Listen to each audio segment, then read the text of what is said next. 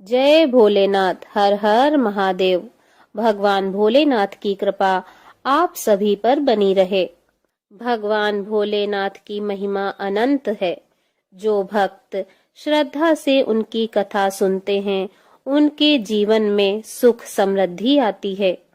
सोमवार व्रत कथा को सुनने से मनोवांछित फल की प्राप्ति होती है और भोलेनाथ जी की कृपा प्राप्त होती है। अतः आप सभी इस कथा को पूर्ण श्रद्धा के साथ सुनें और भगवान भोलेनाथ जी की कृपा प्राप्त करें। किसी नगर में एक धनी व्यापारी रहता था। दूर दूर तक उसका व्यापार फैला हुआ था। नगर के सभी लोग उस व्यापारी का सम्मान करते थे। इतना सब कुछ संपन्न होने के बाद भी वह व्यापारी बहुत दुखी था, क्योंकि उसका कोई पुत्र नहीं था, जिस कारण अपने मृत्यु के पश्चात व्यापार के उत्तराधिकारी की चिंता उसे हमेशा सताती रहती थी। पुत्र प्राप्ति की इच्छा से व्यापारी प्रत्येक सोमवार को भगवान शिव जी का व्रत करता था और पूजा किया करता था और शाम के समय शिव मंदिर में जाकर भगवान शिव जी के सामने घी का दीपक जलाया करता था। उसकी भक्ति देखकर माँ पार्वती प्रसन्न हो गईं और भगवान शिव जी से उस व्यापारी की मनोकामना पूर्ण करने का निवेदन करने लगी। भगवान शिव जी बोले, इस संसार में सबको उसके कर्म के अनुसार फल की प्राप्ति होती है। जो प्राणी जैसा कर्म करते हैं, उन्हें वैसा ही फल प्राप्त होता है। भगवान शिव जी के द्वारा समझाने पर भी माता पार्वती नहीं मानी और उस व्यापारी की मनोकामना पूर्ति हेतु वे भगवान शिव जी से बारंबार अनुरोध करती रहीं। अंततः माता के आग्रह को देखकर भगवान भोलेनाथ को उस व्यापारी को पुत्र प्राप्ति का वरदान देना पड़ा। वरदान देने के पश्चात भगवान भोलेनाथ माता पार्वती से बोले, आपके आग्रह पर मैंने पुत्र प्राप्ति का वरदान तो दे दिया, परंतु इसका यह पुत्र 16 वर्ष से अधिक समय तक जीवित नहीं रहेगा। उसी रात भगवान शिव जी उस व्यापारी के स्वप्न में आए और उसे पुत्र प्राप्ति का वरदान दिया और उसके पुत्र के 16 वर्ष तक जीवित रहने की बात बताई। भगवान के वरदान से व्यापारी को खुशी तो हुई, लेकिन पुत्र की अल्प आयु की चिंता ने उस खुशी को नष्ट कर दिया। व्यापारी पहले की तरह सोमवार के दिन भगवान शिव जी का विधिवत व्रत करता रहा। कुछ महीनों के बाद उसके घर एक अति सुंदर बालक ने जन्म लिया और घर में खुशियां ही खुशियां भर गईं। बहुत धूमधाम से पुत्र जन्म का समारोह मनाया गया, परंतु व्यापारी को पुत्र जन्म की अधिक खुशी नहीं हुई, क्योंकि उसे पुत्र की अल्प आयु के रहस्य का पता था। जब पुत्र 12 वर्ष का हुआ तो व्यापारी ने उसे उसके मामा के साथ पढ़ने के लिए काशी भेज दिया। लड़का अपने मामा के साथ शिक्षा प्राप्ति हेतु चल दिया। रास्ते में जहाँ भी मामा भांजे विश्राम हेतु रुकते, वहीं यज्ञ करते और ब्राह्मणों को भोजन कराते। लंबी यात्रा के बाद मामा भांजे एक नगर में पहुंचे। उस दिन नगर के राजा की कन्या का विवाह था, जिस कारण पूरे नगर को सजाया गया था। निश्चित समय पर बारात आ गई, लेकिन वर का पिता अपने बेटे के एक आंख से काने होने के कारण बहुत चिंतित था। उसे भय था कि इस बात का पता चलने पर कहीं राजा विवाह से इनकार न कर दे, इससे उसकी बदनामी होगी। जब वर के पिता ने व्यापारी के पुत्र को देखा तो उसके मस्तिष्क में एक विचार आया। उसने सोचा, क्यों न इस लड़के को दुल्हा बनाकर राजकुमारी से विवाह करा दूं। विवाह के बाद इसको धन देकर विदा कर दूंगा और राजकुमारी को अपने नगर ले जाऊंगा। वर के पिता ने लड़के के मामा से इस संबंध में बात की। मामा ने धन मिलने के लालच में वर के पिता की बात स्वीकार कर ली। लड़के को दूल्हे का वस्त्र पहनाकर राजकुमारी से विवाह करा दिया।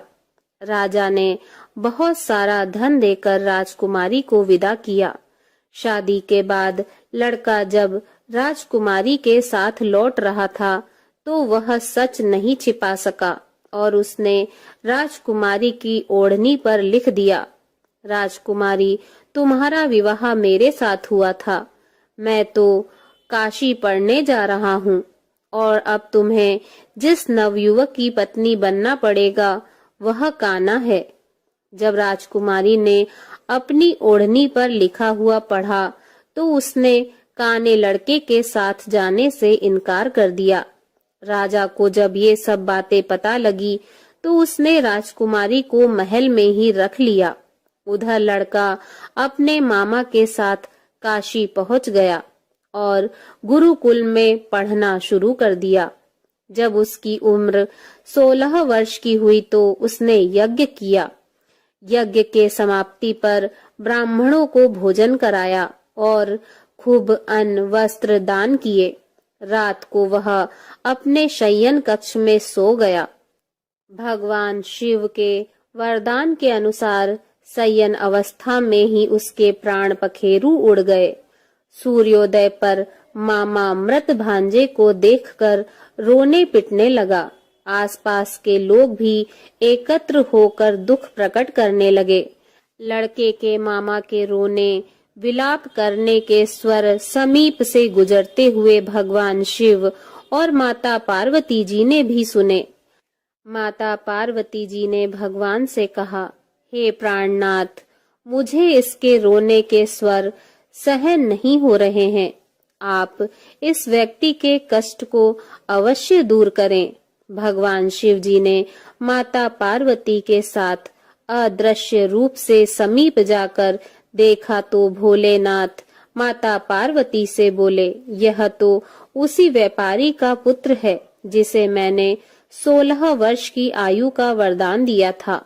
इसकी आयु पूरी हो गई है।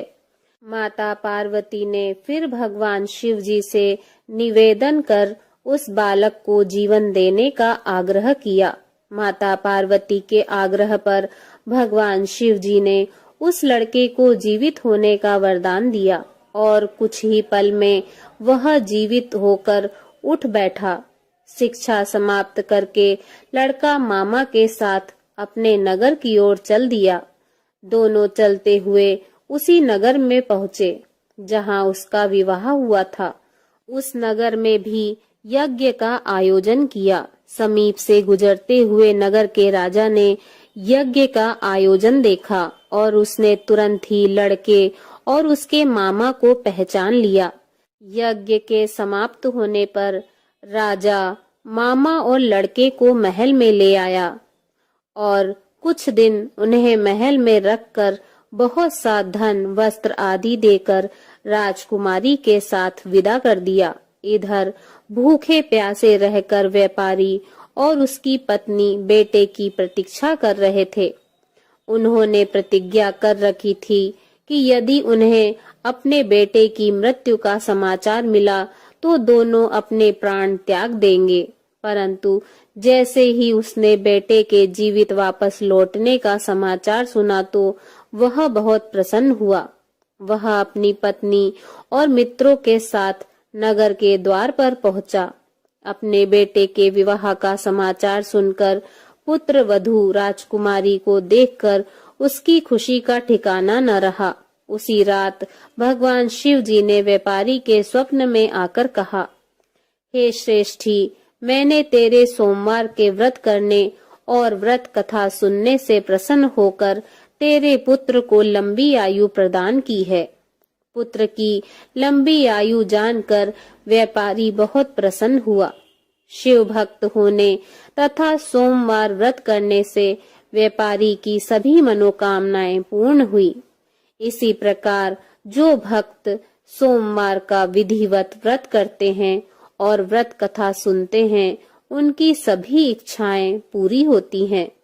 प्रेम से बोलिए जय भोलेनाथ। ओम नमः पार्वती पते हर हर महादेव। ओम जय शिव ओमकारा, प्रभु हर शिव ओमकारा, ब्रह्मा विष्णु सदा शिव, ब्रह्मा विष्णु सदा शिव, अर्धांगी धारा। ओम जय शिव ओमकारा, एकानन चतुरानन पंचानन राजे, स्वामी पंचानन राजे, हंसासन गरुणासन, हंसासन गरुणासन, वृषवाहन साजे। ओम जय शिव ओमकारा, दो भुज चार चतुर्भुज, 10 भुज अति सोहे, स्वामी 10 भुज अति सोहे, त्रिगुण रूप निरखते, त्रिगुण रूप निरखते, त्रिभुवन जन मोहे। ओम जय शिव ओमकारा, अक्षमाला वनमाला, मुंडमाला धारी, स्वामी मुंडमाला धारी, चंदन मृग मद सोहे, चंदन मृग मद सोहे, भोले शशिधारी। ओम जय शिव ओमकारा, श्वेतांबर पीतांबर, बागांबर अंगे, स्वामी बाघांबर अंगे, सनकादिक गरुणादिक भूतादिक संगे। ओम जय शिव ओमकारा, कर के मध्य कमंडल, चक्र त्रिशूल धरता, स्वामी चक्र त्रिशूल धरता, सुखकारी दुखहारी, सुखकारी दुखहारी, जग पालनकारी। ओम जय शिव ओमकारा, ब्रह्मा विष्णु सदा शिव, जानते अविवेका, स्वामी जानते अविवेका, प्रणवाक्षर में शोभित, प्रणवाक्षर में शोभित, ये तीनों एका। ओम जय शिव ओमकारा, त्रिगुण स्वामी जी की आरती जो कोई नर गाए, स्वामी प्रेम सहित गाए, कहत शिवानंद स्वामी, कहत शिवानंद स्वामी, सुख संपत्ति पाए। ओम जय शिव ओमकारा, ओम जय शिव ओमकारा, स्वामी हरे शिव ओमकारा, ब्रह्मा विष्णु सदा शिव, ब्रह्मा विष्णु सदा शिव, अर्धांगी धारा। प्रभु ओम जय शिव ओमकारा। बोलिए भगवान भोलेनाथ की जय। ओम नमः पार्वती पते हर हर महादेव शिव शंभु।